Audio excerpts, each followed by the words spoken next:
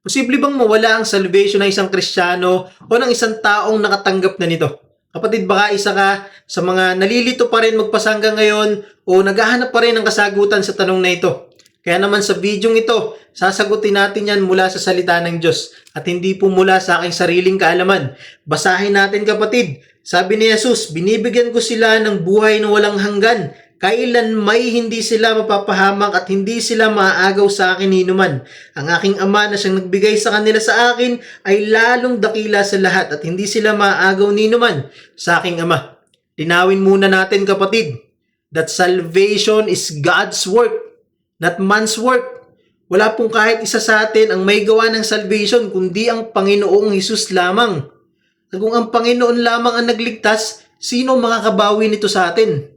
Malinaw sa verse na binasa natin kapatid, walang sino man ang makakakuha sa iyo sa Panginoon. Ibig sabihin, kung ikaw ay tunay na ligtas, wala pong makapaghihiwalay sa iyo sa Panginoon at hindi na po maaaring mawala pa sa iyo ang salvation dahil ang Holy Spirit na po namumuhay sa loob mo at hindi na dating ikaw. True believers are sealed eternally, not temporary.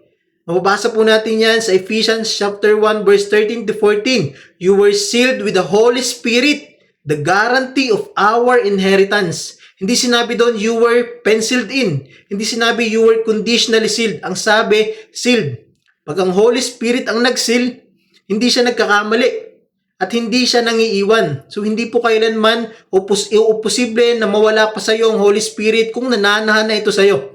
Pero bakit may mga Christian na bumabalik sa kasalanan o tumataligod sa Diyos? The Bible explains it clearly sa 1 John chapter 2 verse 19.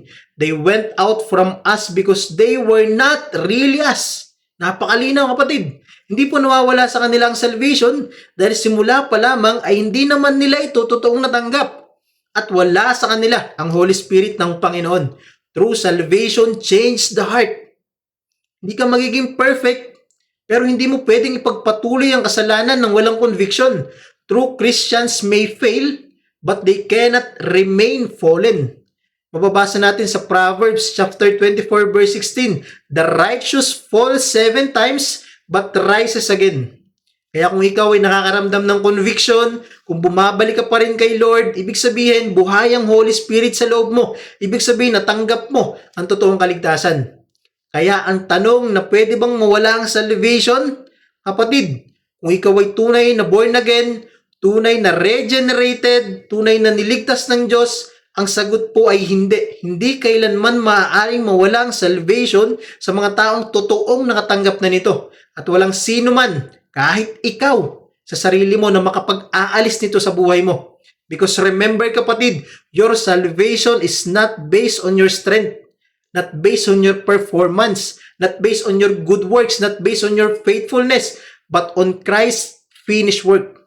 Kaya nga sabi sa Hebrews chapter 7 verse 25, He is able to save completely those who comes to God through Him. Sabi po dito, completely, not partially, not temporary. Completely, tapos na po. Natapos na ng Panginoong Hesus. Kaya kapatid, kung ikaw ay tunay na kay Kristo, hindi ka nakasabit lang sa Kanya. Dahil yakap-yakap ka niya.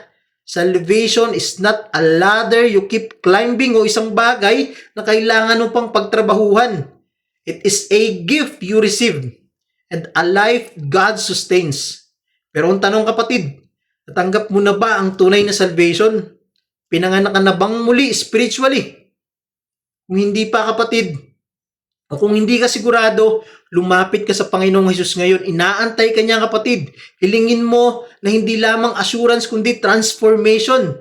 And remember this, that when God saves you, He keeps you forever. Amen?